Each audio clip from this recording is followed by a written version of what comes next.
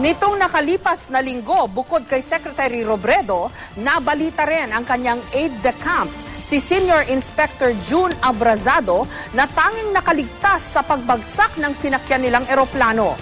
Pero hindi raw talaga biro ang buhay ng isang aide-de-camp na kadalasan all around ang trabaho. Live mula sa Quezon City, may report si Cedric Castillo. Cedric? Yes, Jessica, hindi lamang daw personal bodyguard, executive assistant, appointment secretary at kuminsan daw ay driver at alalay pa. Hindi nga raw biro ang maging aide-de-camp ng isang mataas na opisyal.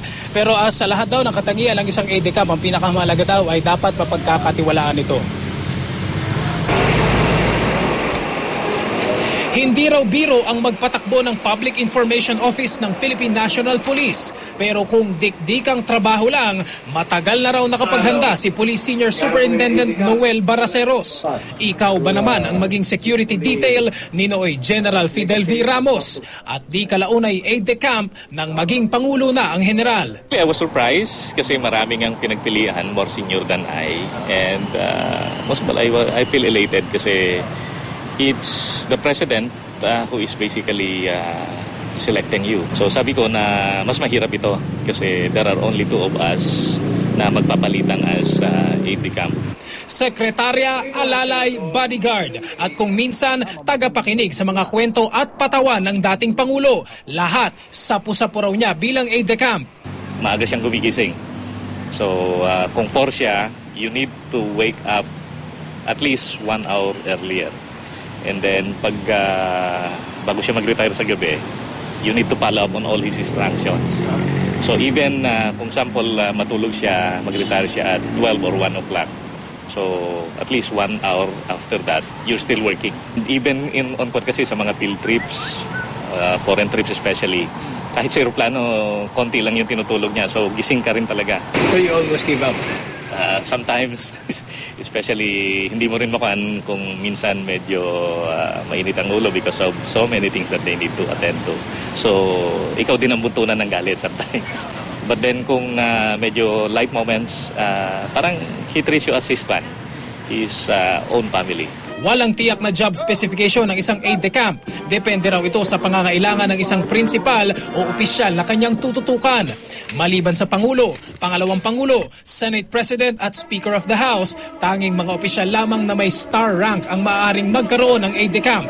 Binibigyan din ng aide-de-camp ang mga cabinet secretaries na nangangasiwa sa PNP, AFP at Coast Guard kung nanaisin nila.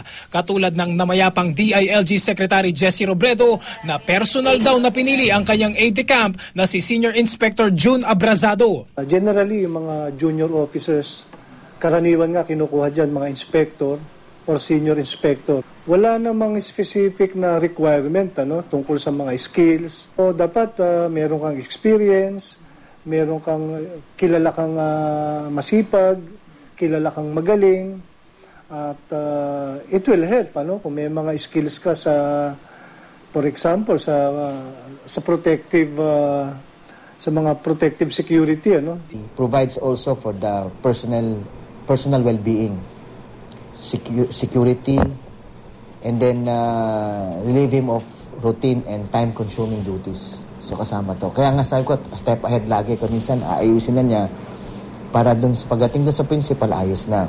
Sa bigat ng responsibilidad ng isang aide-de-camp, hindi raw lahat tumatagal sa trabahong ito. Pero para raw sa mga matitibay, kung minsan hindi raw maiwasang maging personal na ang turingan ng principal at ng aide. There are certain information that are only available to the decision makers, top decision makers. And being an aide-de-camp, kasama ka doon kalimitan sa mga meetings and engagements. Dumadating na sa punto na yon, na practically lahat ipagkakatiwala na sa'yo. I will not be surprised na merong susuko dyan. Pero higit pa raw sa responsibilidad, bagkos ay buong pusong pagmamalasakit ang kahandaan daw ng isang kawal na salagin anuman ang dumating sa isang nakatataas sa kanya. Pag binigay mo kasi yung plan to protect him, you are not only protecting him, you are basically protecting the whole country. Jessica, sa huling impormasyon na nakarating sa atin, samantala ay inaasahan naman daw na babalik sa PNP Hospital sa Camp Crame si Abrazado, siya yung aide-camp nga ng namayapang DILG Secretary Jesse Robredo. Hindi pa natitiyak ng PIO ng Crame kung kailan ito babalik, pero sa ngayon daw ay tinuturing pa rin si Abrazado na isang pasyente, Jessica. Okay, maraming salamat, Cedric Castillo.